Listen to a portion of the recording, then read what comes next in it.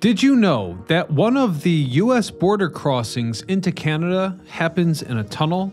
That's right, and this amazing, one-of-a-kind oddity is the result of over a century of struggle as the citizens of Detroit, Michigan and Windsor, Ontario sought efficient ways to travel across the border. Crossing the Detroit River was always a constant hassle, so efforts were made to create a path underground. It took many attempts and many complicated methods of construction, but by 1930, the world's first international underground tunnel was fully functioning. But why is this celebrated achievement now falling into disrepair? Well, stay tuned, because today we discover the story of the Detroit-Windsor Tunnel. I'm your host, Ryan Socash, and you're watching It's History.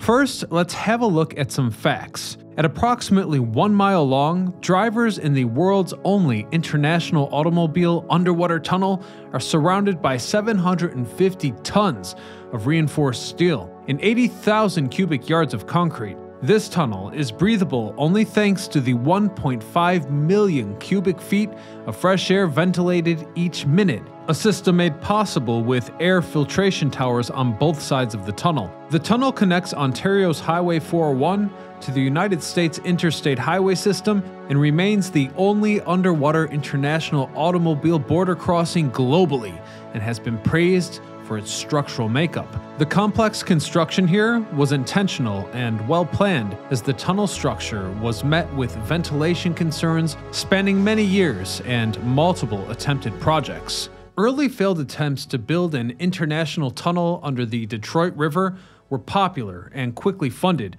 For example, in 1871, on the American side near Antoine Street, donors and local government were eager to fund and approve the project. It was reported by the Detroit Post via the Chicago Tribune that this project would cost the city of Detroit $3 million.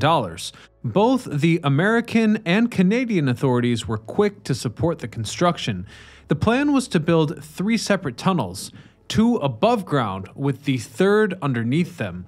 Logistically, the builders had to focus on the underground tunnel first to prevent early damage to the above ground space.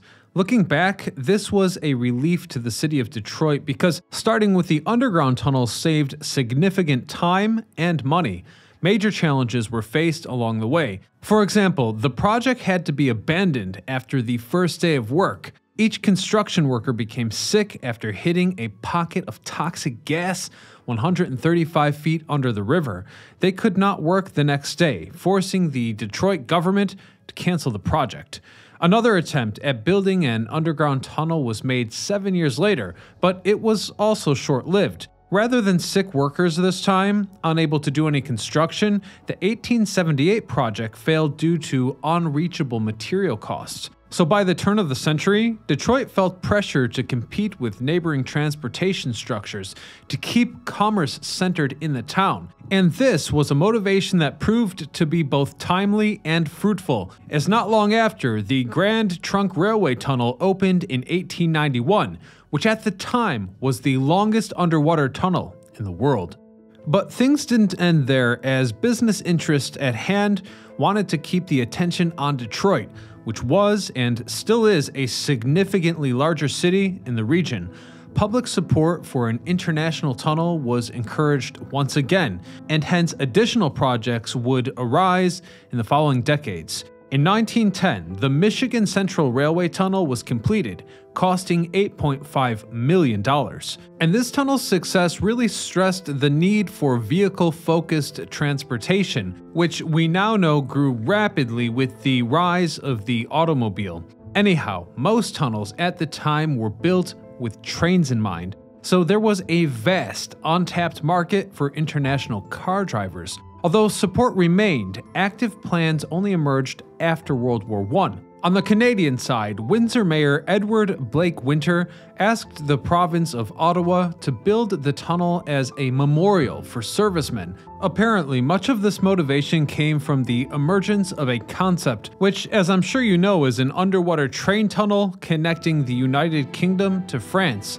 But what you might not realize is that this concept was envisioned as early as the 19th century. Mayor Winter saw this potential tunnel as a symbol of uniting Canada and the United States by creating a physical union point.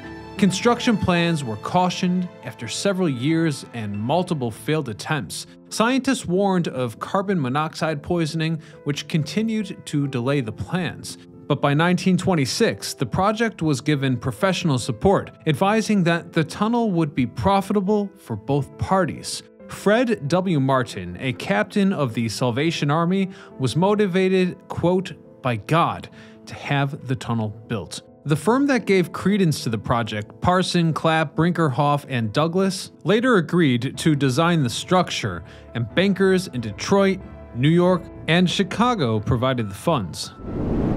Construction began in the summer of 1928, but due to the nature of an international tunnel, additional buildings for processing immigration needed to be built surrounding the structure. Over 25 buildings were built. Construction of the tunnel itself began simultaneously in the United States and Canada, with the project costing $25 million. Construction commenced alongside the nearby Ambassador Bridge, which also connected the Detroit and Windsor border, but the bridge was completed before the tunnel.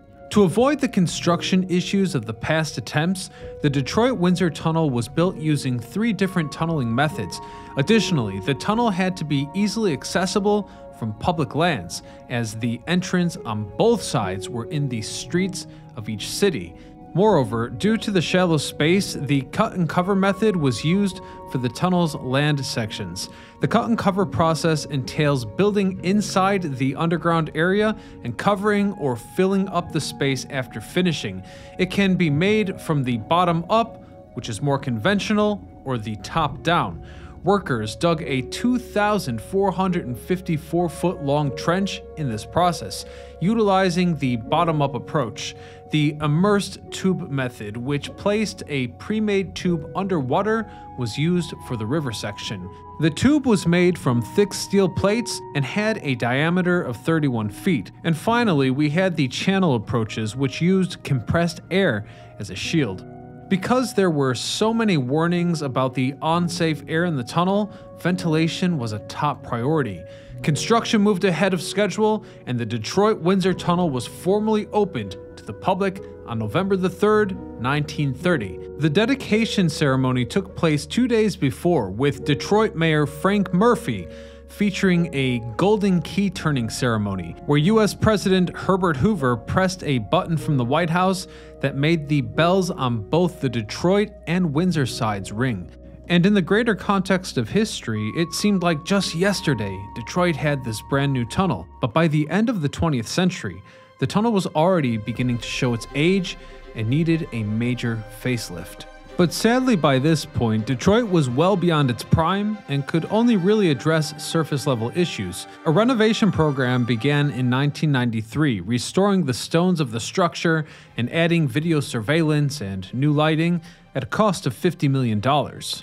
Renovation projects continued into the 21st century, but the tunnel became the focus of multiple financial battles and concerns over monopolies in the transportation industry. Let me explain. While the United States and Canada hold dual ownership of the tunnel, international financial disputes became publicly scrutinized in 2007. Billionaire Manuel Morin, who already privately owned the nearby Ambassador Bridge, attempted to purchase the tunnel, leading to immediate criticism. He had spent recent years purchasing land near the tunnel and bridge and was frequently accused of trying to monopolize transportation across the border. Critics were especially concerned about international security and threats of terrorism in the following years of 9/11, and many believed that transportation structures should be publicly owned. And as a result of these notions, the public actually began to villainize the billionaire. In response, he claimed that he deserved the right to control transportation from Michigan to Ottawa because he could afford the security and upkeep. In the end, he was unable to purchase the tunnel but remained the owner of the bridge until he died in 2020. Just a year later, the city of Windsor attempted to purchase the American half of the tunnel, believing it would be easier to have one manager than two. Throughout the 2000s, Detroit struggled financially, leading to many unorthodox and sometimes desperate measures, one of which occurred when the controversial mayor Kilpatrick proposed a $75 million sale of the tunnel. He went as far as vetoing attempts from the city council to rescind the offer, but these were overridden. The mayor later resigned from office and pleaded guilty to corruption charges in the same year of this failed proposal. Without the disgraced mayor's support, the plan to sell the tunnel to the city of Windsor fell through, and the issues would only get worse from here. In 2013, the American side of the Detroit-Windsor Tunnel had financial struggles, and so it was. American Roads LLC, the parent company of Detroit-Windsor Tunnel LLC, which manages and operates the tunnel, filed for bankruptcy on July the 25th, 2013. In the Southern District of New York, American Roads LLC filed for Chapter 11 bankruptcy protection. The resulting reconstruction plan eventually gave control to the American side of the tunnel to Syncora Guarantee, who agreed to pay $334 million of debt. International affairs complicated the bankruptcy filing further because in 2013, 46 Canadian employees were working for the American side of the tunnel. According to the Public Border Operators Association, tunnel volume had tanked from 5.5 million vehicles to 3.9 million between 2006 and 2012.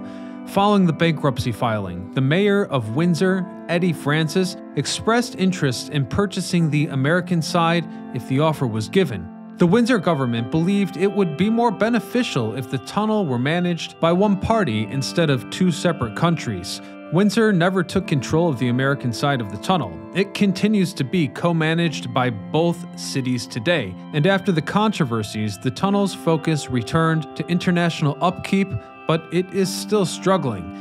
By 2017, renovations were once again needed to preserve the tunnel, and this time the needs were significant. Hence, funding was provided by both Detroit-Windsor Tunnel LLC and Windsor-Detroit Borderlink Limited. But the tunnel couldn't catch a break because around this time COVID struck, limiting the traffic to essential travel only, and construction moved slow on account of these changes. By 2020, operational hours had been temporarily reduced to speed up the project, and it was estimated back then that things would be finished as of 2020, but they were still ongoing. With more issues discovered on account of this being an underwater tunnel, the wear and tear was worse than thought. Although its repairs are not yet finished, the Detroit-Windsor Tunnel is still in use today, with an estimated 12,000 cars utilizing it in their travel daily. The Detroit-Windsor Tunnel has faced many roadblocks through its life. Still, it continues to stand as an innovative structure connecting the United States to Canada easily for anyone with access to a car, which is perhaps an appropriate notion of Motor City to end this video on. But if you want more, click this playlist about the history of Detroit, and please consider subscribing. Until next time, this is Ryan Socash, signing off.